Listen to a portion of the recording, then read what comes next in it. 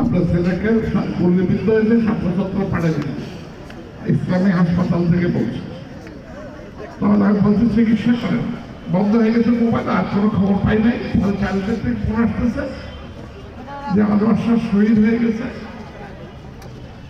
আমি বাসায় ফোন দিলাম চট্টগ্রাম, বাসায় ফোন দিচ্ছে আমার ছেলে মুক্তি ভাইসাল, তাকে ফোন দিচ্ছে আপনার মধ্যে আমার সাথে শহীদ হয়ে গেছে।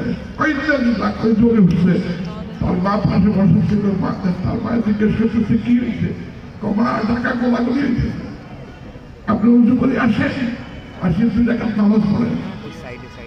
আমি কইছি তোর মারে বলবি না, আমি বলবো। তখন সে তার মা অজু করে এসে 2 রাকাত নামাজ পড়ছে। এর মধ্যে আমি ফোন আনি, কল তো কিনতে পারতেছি না, চারিদিক থেকে কল আসতেছে, তার শাশুড়ে ফোন করতেছে।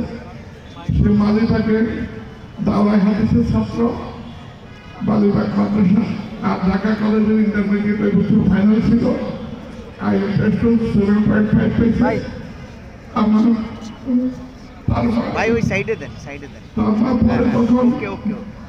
তার মা যখন ফোন দিচ্ছি ধরছে, আমি বললাম বলো আলহামদুলিল্লাহ ইন্না লিল্লাহি ওয়া ইন্না ইলাইহি রাজিউন।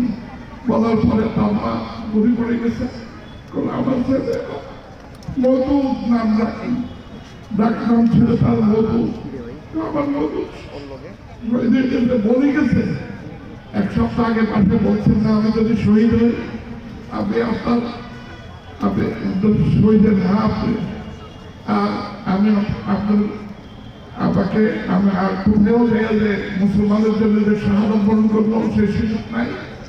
আল্লাহ যদি এখানে একটা সুযোগ আছে, যদি আমার পক্ষে থাকে আমি যদি শহীদ হই আপনি আমার শহীদ